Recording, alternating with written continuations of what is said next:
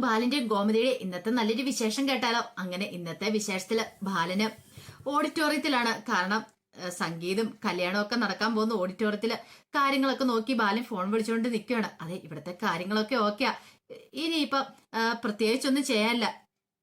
അപ്പോഴേക്കുമാണ് അതിന്റെ മാനേജർ അങ്ങോട്ട് വരുന്നത്. വന്നിട്ട് ചോദിച്ചു, എങ്ങനെയുണ്ട് ബാലേട്ട, ഇഷ്ടപ്പെട്ടോ എന്ന് ചോദിക്കുക.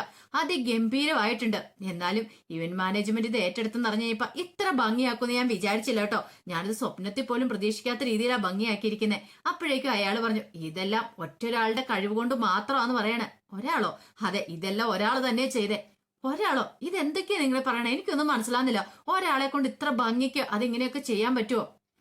ശരിക്കും പറഞ്ഞ അയാൾ ചെയ്ത് കണ്ടു കഴിഞ്ഞപ്പോഴത്തേനും ഞാൻ പോലും അന്തം വിട്ടുപോയി. അയാൾക്ക് 10 കൈയുണ്ടോന്ന് നമ്മൾ പോലും അന്തം വിട്ടുപോകും. പിന്നെ വേറൊരു കുഴപ്പം മാത്രമേ ഉള്ളൂ. എന്താ? പിന്നെ ഉള്ളൊരു പ്രശ്നം എന്ന് പറഞ്ഞാല് പെൺകുട്ടികളൊക്കെ അവന്റെ പിന്നാലെ തന്നെ കൂടുമെന്ന് പറയണം. പെൺകുട്ടികളോ? അതെ, അങ്ങനെയാണ്. അത് കേട്ടപ്പോ ബാലിനൊന്നും മനസ്സിലായില്ല. ആ സമയത്ത് പണ്ട് ഗോമതി ഗുരുവായൂർ പോയി പ്രാർത്ഥിച്ചപ്പം വന്ന് ആ കൃഷ്ണനെയാണ് കാണിക്കുന്നത്. കൃഷ്ണൻ ഇങ്ങനെ നടന്നു വരുവാണ് അതിലൂടെ. അപ്പോഴേക്കും മാനേജർ പറഞ്ഞു, അവന്റെ പേര് നന്ദൻ എന്നാ. അല്ല, ഈ പറച്ചിലൊക്കെ പറയുന്നുണ്ടല്ലോ, ഞാൻ ഇതിലായിട്ട് അയാളെ ഒന്ന് കണ്ടില്ലോ എന്ന് ബാലൻ പറഞ്ഞു. ഇപ്പൊ തന്നെ ഇങ്ങോട്ടേക്ക് വരുമായിരിക്കും എന്ന് പറയണ. അപ്പോഴേക്കുമാണ് നന്ദൻ അങ്ങോട്ടേക്ക് വരുന്നത്. ഭഗവാൻ കൃഷ്ണൻ വരുന്ന പോലെയാണ് ആ സമയത്ത് ബാലിന് തോന്നുന്നത്. അങ്ങനെ വന്നു കഴിഞ്ഞപ്പോഴത്തേനും മാനേജർ പറഞ്ഞു, ഇതാരെന്ന് മനസ്സിലായോ? ഇതാണ് നന്ദൻ എന്ന് പറയാം. ബാലൻ പറഞ്ഞു, കൊള്ളാം, അതിഗംഭീരമായിട്ട് തന്നെ ഇവിടേക്ക് അലങ്കരിച്ചിരിക്കുന്നത്. ഞാൻ ഇത്രയ്ക്കൊന്നും പ്രതീക്ഷിച്ചില്ല. അല്ല, ബാലേട്ടന് ഇഷ്ടപ്പെട്ടോ എന്ന് ചോദിക്കുക. എന്റെ പേരൊക്കെ അറിയാവോ? പിന്നല്ലാതെ. ബാലന്റെ മകന്റെ വിവാഹമല്ലേ, അപ്പൊ പിന്നെ പേരറിയാതിരിക്കോ? അത് മാത്രല്ല, ധർമ്മം കല്യാണം കഴിക്കാൻ പോകുന്ന കുട്ടിയും കുട്ടിയുടെ അച്ഛനെയൊക്കെ അറിയാം. പപ്പൻ കോൺട്രാക്ടർ. പപ്പേണ്ണെ അറിയാവോ? പിന്നല്ലാതെ. അതെങ്ങനെ അറിയാം? അത് പിന്നെ ഒരു ദിവസം ഗുരുവായൂർ വന്ന് 2 ദിവസം ഭജന ഇരുന്നിട്ടുണ്ടായിരുന്നു. കാരണം പപ്പേന്റെ ഒരു ബില്ല് മാറി കിട്ടാനുണ്ടായിരുന്നു. അപ്പൊ ബില്ല് മാറി കിട്ടാൻ വേണ്ടിട്ട് നന്നായിട്ട് വന്നിരുന്ന് കരഞ്ഞ് പ്രാർത്ഥിച്ചു.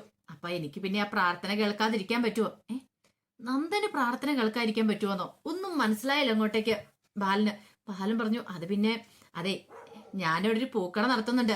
അപ്പൊ പപ്പേണ്ണ എന്നോട് വന്ന കാര്യങ്ങളൊക്കെ പറഞ്ഞു. ഇങ്ങനെ ബില്ല് മാറി കിട്ടിയില്ല, അങ്ങനെയൊക്കെ. അങ്ങനെ ഞാൻ വിവരങ്ങളൊക്കെ അറിഞ്ഞു. ഓ അങ്ങനെ.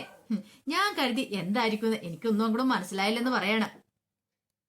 പിന്നീട് ബാലനോട് പറഞ്ഞു, അതെ, അത് മാത്രമല്ല, കോമഡി സ്റ്റോഴ്സ് ബാലിനെ കുറിച്ചുള്ള കാര്യങ്ങളും എനിക്കറിയാം. എന്നെ കുറിച്ചുള്ള എല്ലാ കാര്യങ്ങളും അതെ, ഒരുമാതിരിപ്പെട്ട കാര്യങ്ങളൊക്കെ അറിയാം. അതെ, അതൊക്കെ നമ്മുടെ ഓരോ കഴിവുകളാന്ന് പറയണം. അപ്പോഴേക്കും ഇവന്റ് മാനേജ്മെന്റിന്റെ മാനേജർ പറഞ്ഞു, ശരിക്കും പറഞ്ഞാൽ നന്ദനൊരു അത്ഭുതം തന്നെയാണ്. ചിലര് ചെപ്പട് വിദ്യക്കാരെന്നും അങ്ങനെ ഇങ്ങനത്തൊക്കെ നന്ദനെ കുറിച്ച് പറയുന്നുണ്ട്.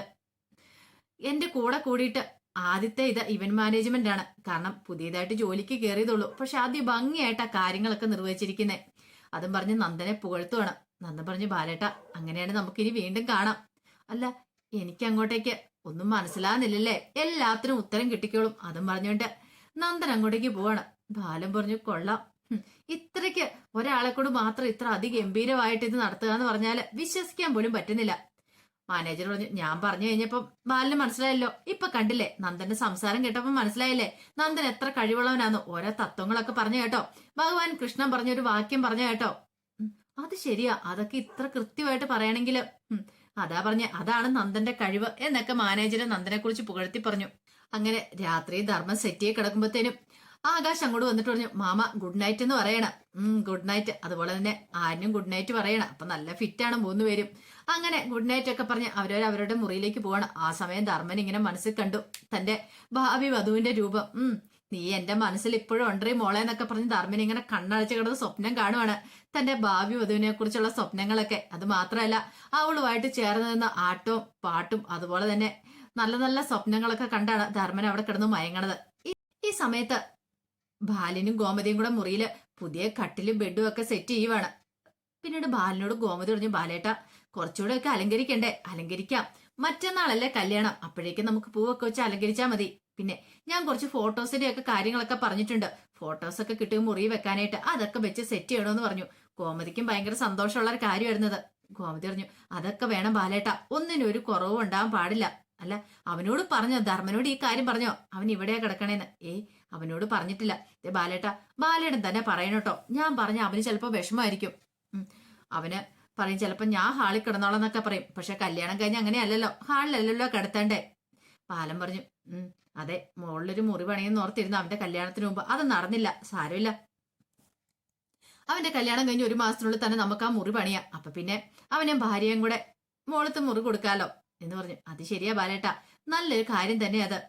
പിന്നീട് ബാലനോട് ഗോമതി പറഞ്ഞു, അത് പിന്നെ ബാലേട്ട ഒരു കാര്യം. എന്താ ഗോമതി? എന്താ? ഒന്നുമില്ല. അല്ല, എന്തോ കാര്യം നിനക്ക് എന്നോട് ചോദിക്കാണ്ട്. അത് ഈ കല്യാണം നടക്കൂലോ അല്ലേ? ഈ കല്യാണം മുടങ്ങി പോത്തൊന്നുമില്ലല്ലോ. അതെന്താ ഗോമതി അങ്ങനെ ഒരു വർത്താനം? അല്ല, എനിക്ക് അങ്ങനെ നല്ല ടെൻഷൻ ഉണ്ട്. നീ അതൊന്നും ഓർത്ത് പേടിക്കണ്ട, ഉറപ്പായിട്ടും ഈ കല്യാണം നടക്കും. ഉം. അത് കേട്ടപ്പോ ഗോമതിക്ക് ഒരു സന്തോഷമായി.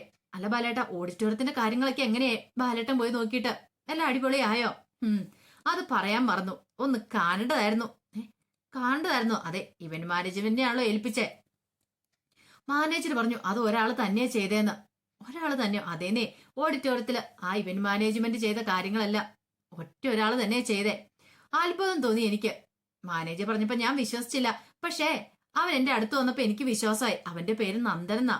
നന്ദനെന്നോ? അതെ, നന്ദൻ എന്നാ പേര്. അവനെ കണ്ടു കഴിഞ്ഞപ്പോ തന്നെ എന്റെ മനസ്സിൽ എന്തൊരു ആശ്വാസമായിരുന്നു അറിയാവോ? ഗോമതി പറഞ്ഞു, അത് കൊള്ളാലോ എന്റെ ഗോമതി.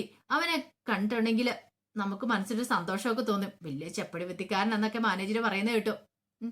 കാരണം അല്ലെങ്കിൽ 10 കൈയുള്ള പോലെയാണ് അവൻ അവിടെ കാര്യങ്ങളൊക്കെ ചെയ്തുകൊണ്ടിരുന്നേ.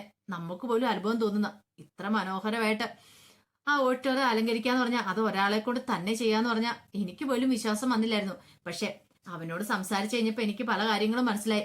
അതോടൊപ്പം തന്നെ എന്റെ ഭൂതകാലത്തെ കുറിച്ചൊക്കെ അവൻ പറഞ്ഞു. ബാലേട്ടന്റെ ഭൂതകാലത്തെ കുറിച്ച് പറയാനായിട്ടാ? അതേന്നേ, നിന്റെ അച്ഛനോടൊപ്പം കഴിഞ്ഞ എനിക്ക് എന്ത് ഭൂതകാലത്തെ കുറിച്ച് അറിയാം. കാരണം എന്റെ നക്ഷത്രം ഏതാന്ന് പോലും അറിയത്തില്ലാത്ത ഞാനായിരുന്നു. പക്ഷെ അവന് പല കാര്യങ്ങളും അറിയായിരുന്നു. അവനതെല്ലാം പറഞ്ഞു. അതെങ്ങനെ സാധിക്കും ബാലേട്ട? ഞാൻ അതിനെക്കുറിച്ച് ചോദിച്ചപ്പോ അവൻ പറഞ്ഞു ആരോ പറഞ്ഞറിഞ്ഞാന്ന്. അല്ല, എനിക്ക് പോലും അറിയത്തില്ലോ. അതാ. പക്ഷെ നിനക്ക് പോലും അറിയത്തില്ലാത്ത പല കാര്യങ്ങളും അവൻ എന്നോട് പറഞ്ഞു. പിന്നെ പോകുന്ന സമയത്ത് അവനോടൊരു കാര്യം പറഞ്ഞു. പല പ്രതിസന്ധി ഘട്ടങ്ങളിൽ കൂടെയാണ് ഇവിടം വരെ എത്തിപ്പെട്ടല്ലേ, ഒന്നിനും തളർന്നു പോയതെന്നൊക്കെ പറഞ്ഞു. അങ്ങനെയൊക്കെ പറഞ്ഞോ? ആഹാ, അങ്ങനെയാണ്. ആള് കൊള്ളാലോ, എനിക്കൊന്ന് കാണണമല്ലോ. പിന്നെ അവൻ പറഞ്ഞു ഞാൻ കുറച്ചു ദിവസം ഇവിടെ ഉണ്ടാവും, പെട്ടെന്നൊന്നും പോകത്തില്ല എന്നും പറഞ്ഞു. ഗോമതി പറഞ്ഞു, ബാലേട്ട എന്നെയും കൂടെ ഒന്ന് പരിചയപ്പെടുത്തണം. പരിചയപ്പെടുത്താം. മാനേജർ പറഞ്ഞ എന്താണെന്നറിയോ? അവന്റെ പിന്നാലെ എപ്പോഴും പെൺകുട്ടികൾ ഇങ്ങനെ പിന്നാലെ നടക്കൂന്ന്. അത് മാത്രം അവനൊരു ദോഷമുള്ളെന്ന്. അത് കേട്ടപ്പോ ഗോമതി പറഞ്ഞു, ഓഹോ അത്രയ്ക്കാണോ? അങ്ങനെയാണ് അവനെ കണ്ടിട്ട് എന്നെ കാര്യം എന്നൊക്കെ ഗോമതി പറഞ്ഞു. ഗോമതിക്ക് ഭയങ്കര സന്തോഷമായിരുന്നു അവനെ കാണണമെന്ന് ഓർത്തിട്ട്. പിന്നീട് പിറ്റേ ദിവസം രാവിലെ ഇന്ദിരാമ്മ പൂജാമുറി പ്രാർത്ഥിക്കും, എന്റെ ഭഗവാനെ, എന്റെ മോനെ ഒരു കുടുംബസ്ഥനാവാൻ പോവാ. അവന് നല്ലൊരു ജീവിതം കിട്ടണം, ഒന്നിനും ഒരു കുറവൊന്നും വരത്തില്ല, നല്ലൊരു പെൺകുട്ടിയെ തന്നെ അവന് കിട്ടണം, വിവാഹത്തിന് യാതൊരു തടസ്സങ്ങളും ഉണ്ടാവില്ല, എന്റെ കൃഷ്ണ ഗുരുവായൂരപ്പ എന്നൊക്കെ പറഞ്ഞ് മനോരി പ്രാർത്ഥിക്കുകയാണ്. ഈ സമയത്ത് ശ്രീദേവി കുളിയൊക്കെ കഴിഞ്ഞ് വന്നപ്പോഴത്തേനും ആനന്ദ് മുറിയിൽ ഒരു ബാഗൊക്കെ അടുക്കി വെച്ചിട്ടിരിക്കുക. ബാഗിനകത്ത് ശ്രീദേവിയുടെ കുറെ ഡ്രസ്സൊക്കെ എടുത്ത് വെക്കുന്ന കണ്ടു. അപ്പോഴേക്ക് ശ്രീദേവി ചോദിച്ചു, ഇതെന്താ ആനന്ദേട്ടാ എന്റെ ഡ്രസ്സൊക്കെ ബാഗിനകത്തേക്ക് എടുത്തു വെക്കുന്നേ? നമ്മൾ എവിടെയെങ്കിലും യാത്ര പോകുന്നുണ്ടോന്ന് ചോദിക്കാം. നമ്മളല്ല, നീയ്. ഞാനോ? അതെ, കല്യാണം കഴിഞ്ഞ ഉടനെ നീ പോവുക നിന്റെ വീട്ടിലേക്ക്. നിന്റെ അഭിനയം തീർന്നു. നിന്റെ അഭിനയത്തിന് ഞാൻ കട്ട് പറയുവാന്ന് പറയണം. ഞാൻ കട്ട് പറയുമ്പോ നീ അത് അവസാനിപ്പിച്ചോണെന്ന് പറഞ്ഞു. ഇത്രയും ദിവസം നീ ഭയങ്കര തകർത്ത് അഭിനയിച്ചു ഇവിടെ. പക്ഷേ ഇനിയിപ്പൊ അഭിനയിക്കേണ്ട കാര്യമില്ല, അറിയാലോ ആനന്ദേട്ടാ. അത് പിന്നെ ഞാന് കൂടുതലൊന്നും പറയണ്ട. നീ ഇനി ഇങ്ങോട്ടേക്ക് വരേണ്ട കാര്യമില്ല. അല്ലെങ്കിൽ ചിലപ്പോ നീ ഇനി ഡ്രസ്സ് എടുക്കാനെന്നും പറഞ്ഞ് ഇങ്ങോട്ടേക്ക് വരും. ഓഡിറ്റോറിയത്തിലേക്ക് പോകുന്ന ഏതെങ്കിലും വാഹനത്തില് ഞാൻ നിന്റെ ബാഗ് എടുത്ത് വെക്കും. അതുമായിട്ട് നേരെ ഓഡിറ്റോറിയത്തിൽ നിന്ന് വീട്ടിലേക്ക് പോയിക്കോണം. പിന്നെ ഇങ്ങോട്ടേക്ക് വരാൻ പാടില്ല. കാരണം എന്താണെന്നറിയോ? ഒരിക്കൽ കൂടി നീ പഠിച്ചവിട്ട് ഇങ്ങോട്ടേക്ക് വരില്ല. അതുകൊണ്ടാണ്. നിന്റെ അഭിനയം കുറെ ഞാൻ കണ്ടു. ഇനി നമ്മൾ തമ്മിലൊരു ബന്ധം ഉണ്ടാകത്തില്ല. ഇനി നിന്റെ മുഖം ഒരിക്കൽ കൂടി കാണാനായിട്ട് ഞാൻ ഒട്ടും ആഗ്രഹിക്കുന്നില്ല. അതാ പറഞ്ഞത്. 100 ചോദ്യങ്ങൾ ഉണ്ടാവും. അതിനുമുമ്പ് നീ സ്ഥലം വിട്ടോണം ഇവിടുന്ന്. പറഞ്ഞത് കേട്ടല്ലോ ആനന്ദേട്ട, കൂടുതലൊന്നും പറയണ്ട. നിന്റെ അഭിനയമൊക്കെ കുറെ കണ്ടതാ ഞാൻ. അതും പറഞ്ഞ് ആനന്ദം കൂട്ട് ഇറങ്ങിപ്പോയപ്പോ ശ്രീദേവി കരയുക. ശ്രീദേവിക്ക് അറിയാതല്ലാതെ വേറെന്തേലും ചെയ്യാൻ പറ്റുമോ? പിന്നീട് കുറച്ച് സമയം കഴിഞ്ഞപ്പത്തിന് ഇന്ദിരാമയും രാജശ്രീ എല്ലാരും കൂടെ കണ്ട് ഒരുങ്ങി ഇറങ്ങി വരുവാണ്. അപ്പോഴേക്കും അനന്തനും അച്ഛനും വന്നു. അച്ഛനും ചോദിച്ചു, അമ്മ ഭയങ്കര സന്തോഷത്തിലാണല്ലോ? അതെ, എനിക്കിന്ന് ഏറ്റവും സന്തോഷമുള്ള ദിവസമാണ്. എന്റെ ധർമ്മന്റെ വിവാഹമല്ലേ, അപ്പൊ പിന്നെ ഞാൻ സന്തോഷിക്കണ്ടെന്ന് ചോദിക്കുക. കുറെ നാളുകൾക്ക് ശേഷം ഞാൻ ഇത്രമാത്രം സന്തോഷിക്കുന്നേ. സന്തോഷം കൊണ്ട് എന്നെ കണ്ണ് നിറഞ്ഞു പോകുന്നുണ്ട്. അപ്പോഴേക്കും രാജശ്രീ പറഞ്ഞു, അതെ ഇനിയിപ്പം പേടിക്കേണ്ട കാര്യമൊന്നുമില്ലോ. അപ്പോഴേക്കും ഇന്ദിരാമ പറഞ്ഞു, ദേ മക്കളെ, നിങ്ങൾ രണ്ടുപേരുമാണ് ഈ സന്തോഷത്തിന് ഇപ്പോഴത്തെ എന്റെ കാരണം എന്ന് പറഞ്ഞിട്ടുണ്ടെങ്കിൽ നിങ്ങൾ രണ്ടും കൂടെ കാരണം ഈ വിവാഹം നടക്കുന്നത്. അതെനിക്ക് നന്നായിട്ട് അറിയാന്ന് പറഞ്ഞു. രാജശ്രീ പറഞ്ഞു, അതൊക്കെ അവിടെ നിൽക്കട്ടെ. ഈ കല്യാണം കഴിഞ്ഞ് കഴിയുമ്പത്തിനും വേറൊരു കല്യാണം കൂടെ ഉണ്ടെന്ന് പറഞ്ഞു. അതാരുടെ? എത്രയും പെട്ടെന്ന് തന്നെ അലോകിന്റെ കല്യാണം നടത്തണം. അവനൊരു പെൺകുട്ടിയെ കണ്ടുവച്ചിട്ടുണ്ടമ്മേ. പെൺകുട്ടിയെ കണ്ടുവച്ചിട്ടുണ്ടെന്നാ? ആഹാ, അത് കൊള്ളാലോ.